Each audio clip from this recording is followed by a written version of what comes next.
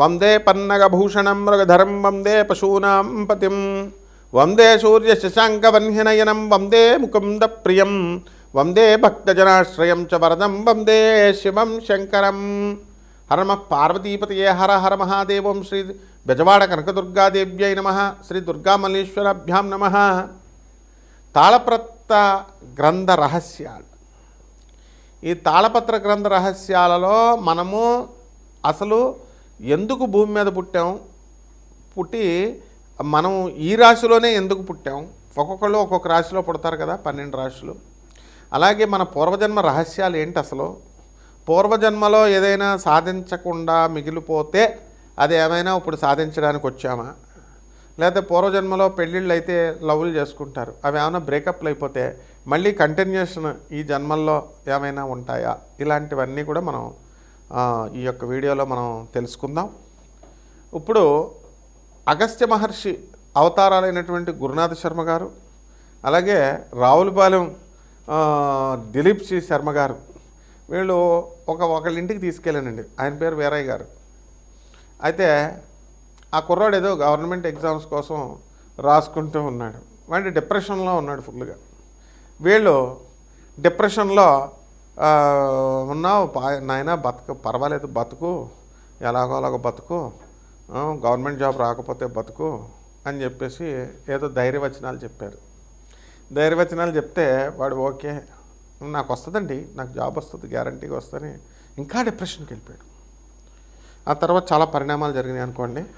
అయితే ఇవన్నీ ఏమిటి దీనివల్ల అంటే పూర్వజన్మ కనెక్షన్. ఇప్పుడు ఈ వ్యక్తులిద్దరూ కూడా ఆ కుర్రాడు వాళ్ళ ఇంటికి వెళ్ళడం ఏమిటి, వాళ్ళతో మాట్లాడడం ఏమిటి, ఇవి కూడా పూర్వజన్మ కనెక్షన్స్. అంటే కొంతమంది వ్యక్తుల వల్ల ప్రోత్సాహం అనేటటువంటిది లభించాలి.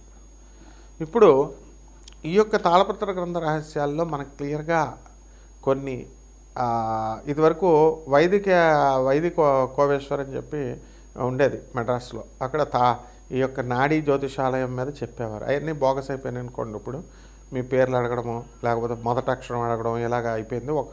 అలా కానీ అగస్త్య నాడి, శివనాడి అని ఉండేవారు అనమాట. పూర్వజన్మల గురించి చెప్పేవారు. అలాగే మన జాతక చక్రంలో 12వ ఇంటిని బట్టి మనం పూర్వజన్మ అనేటటువంటిది మనం చెప్పచ్చు. అలాగే దీనికి శని, రాహువు, కేతు గ్రహాల వల్ల పూర్వజన్మ అనేటటువంటిది మనం చెప్పచ్చు. అవి ఉండేటటువంటి పొజిషన్స్ని బట్టి మనం చెప్పచ్చు అనమాట. ఇప్పుడు రాహువు పంచమంలో ఉండి మరి ఈ యొక్క రవి, బుధ, శుక్రులు మొత్తం వీళ్ళంతా కూడా మనకి లాభస్థితిగతులై ఉండి ఇలా కొన్ని సిగ్నల్స్ ఉంటాయి. వాటి వల్ల పంచమ రాహు ఏం చేస్తాడంటే విపరీతమైనటువంటి మొండితనం ఉంటుంది. డిప్రెషన్ విపరీతమైన డిప్రెషన్లోకి వెళ్ళిపోతారు. వాళ్ళకి మీరు ఎన్ని కోట్లు ఉన్నా సరే వాళ్ళు పూర్వజన్మ పాపం వల్ల ఏమవుతుందంటే ఈ జన్మలో మనశ్శాంతి ఉండదు. అందువల్ల వాళ్ళ భర్త దగ్గర ఉన్న, పుట్టింట్లో ఉన్న, ఎక్కడున్న మనసంతా కూడా డిప్రెషన్కి గురవుతూ ఉంటుంది.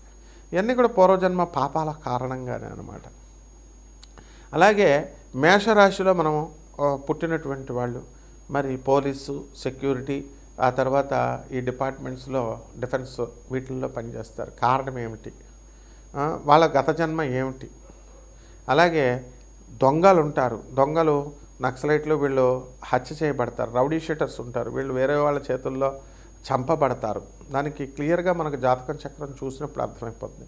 మళ్ళీ నెక్స్ట్ జన్మ ఉందా, లేకపోతే ఈ యొక్క నెక్స్ట్ జన్మలో ప్రతి ఒక్కరికి జన్మలు ఉంటాయి. కాకపోతే ఆ గ్యాప్ ఉంటుంది. గాలి ధూళయ్యి చెట్ల మీద వాటి మీద వేలాడుతూ ఉండాలన్నమాట దెయ్యాలయ్యి. మరి ఈ రకంగా మనకి ఈ యొక్క గ్రహ స్థితిగతులను బట్టే మనం అంచనా వేయగలుగుతాం. కొంతమంది పెళ్ళి కాదు, వాళ్ళకి ఎవరితో రుణం లేదు కాబట్టి పెళ్ళి కాదు. పెళ్ళి కాకుండానే బ్రహ్మచారులు అయిపోయి చచ్చిపోతారు. చచ్చిపోతే తెల్ల జిల్లేడు చెట్టుకి ఇచ్చి పెళ్లి చేసి ఆ తర్వాత అతని శవాన్ని కాలుస్తారు. ఇవన్నీ ఎందుకు అంటే తెల్ల జిల్లేడు చెట్టు కూడా అది శ్మశానాల్లో పెరుగుతుంది. జిల్లేడు చెట్లు ఇవన్నీ కూడా అవి కేతువుకు సంబంధించినటువంటివి అన్నమాట. కాబట్టి ఈ యొక్క మీడియా రంగంలో ఉన్నటువంటి వాళ్ళు కొంతమంది ఉంటారు పాపం. వాళ్ళకి ఏమన్నా మాకు ఉద్యోగం రావట్లేదండి, ఎక్కడికి వెళ్ళినా సరే అంటారు. పూర్వజన్మ కర్మ. అలాగే ట్రాన్స్ఫర్స్ విదేశాల్లో ఉండేటటువంటి వాళ్ళు విదేశాల్లో ఉండే హ్యాపీగా ఉన్నా సరే వాళ్ళకి మనశ్శాంతి ఉండదు, పూర్వజన్మ కర్మ. ఈ విధంగా మొత్తం ఈ యొక్క పర్పస్ ఏంటంటే మనం పూర్వజన్మల్లో సాధించలేకపోయినటువంటి పనుల్ని ఈ జన్మలో మనం సాధించుకోవడానికి మళ్ళీ భగవంతుడిని కొంత టైం అడుగుతాము, ఆయన ఇస్తారన్నమాట. అందువలన మీరు కొంతమంది చూడండి, తల్లిదండ్రులకి గవర్నమెంట్ ఎంప్లాయీస్ అయి ఉంటారు, పిల్లలేమో వీళ్ళు పెద్దవాళ్ళు అయిపోతారు. వీళ్ళు చూడాలని అనుకున్న పిల్లలు ఆ తల్లిదండ్రులు గవర్నమెంట్ ఎంప్లాయీస్ కావడం వల్ల వాళ్ళకి పెన్షన్ వస్తుంది, మేము రావని అంటారు. అంటే వీళ్ళ డబ్బు తినేటటువంటి యోగం వాళ్ళకి లేదు, వాళ్ళకే వస్తున్నప్పుడు ఈ పిల్లలే సరిగ్గా సెటిల్ అవ్వలేదు ఎందుకులే అని చెప్పి వాళ్ళు ఇళ్ళకి వెళ్ళరు. ఇది కూడా పూర్వజన్మ దగ్గర రుణానుబంధం లేకపోతే ఇంకా అక్కడితో కట్ అయిపోతుంది అనమాట. తల్లిదండ్రులను చూసుకోలేదు, అయితే వాళ్ళకి అసంతృప్తి మిగిలిపోతుంది. అరే మా అమ్మ మా నాన్నని మేము చూడలేకపోయామని. దేవుడికి ఇంకో ఛాన్స్ ఇస్తాడు దేవుడిని అడిగితే. ఏంటి, నెక్స్ట్ జన్మలో తల్లిదండ్రులను చూసుకునే విధానంలో ఉంటారు. ఇవన్నీ కూడా ఎందుకు వస్తాయి అంటే పూర్వజన్మ కనెక్షన్స్. ఈ రోజు అనేటటువంటిది మనం గడిపాం, ఈరోజు పని అవ్వలేదు అనుకోండి, రేపు చేద్దాంలే అంటాం, రేపు ట్రై చేస్తాం, రేపు అవ్వకపోతే ఎల్లుండి ట్రై చేస్తాం. ఒక సినిమా మ్యూజిక్ డైరెక్టర్గా అవ్వాలనుకునేటటువంటి వాడు 60 సంవత్సరాల నుంచి ట్రై చేస్తూనే ఉంటాడు, ముసలోడైపోతాడు, అయినా సరే సినిమా తీయాలి, ఏమైనా మ్యూజిక్ డైరెక్ట్ చేయాలి అని చెప్పేసి అలా ప్రయత్నిస్తాడు. అలా చాలామంది సినిమా వాళ్ళు అవ్వనియండి, ఒక ఐఏఎస్ ఆఫీసర్ అవ్వాలనుకునేటటువంటి వాడు తెగ ప్రయత్నిస్తూ ఉంటాడు, ఒక 10 సార్లు రాస్తాడు అనుకుందాం, అయినా సరే రాలేదు. 10 సార్లు రిజర్వేషన్లు ఉంటే రాయొచ్చులే, వికలాంగులు అవి ఇవి ఉండి మరి ఎన్నిసార్లు పోయినా 4-5 సార్లు ట్రై చేస్తారు, చేసి అవ్వకపోతే వాళ్ళు ఏం చేస్తారు, నెక్స్ట్ జన్మలో అవుతారు, ఆ వాసనలతో పుడతారనమాట. అయితే ఏ రాశి వాళ్ళు ఎలా గుర్తించాలి, మనం ఎందుకు పుట్టాము అనేటటువంటిది ద్వాదశ రాశుల వారికి ఈ 2026 సంవత్సరంలో మనం ఎలా తెలుసుకోగలుగుతాము అనేటటువంటిది నేను విడదీసి మీకు ఈ వీడియోలో ఒక్కొక్క రాశి వారికి చూద్దాం.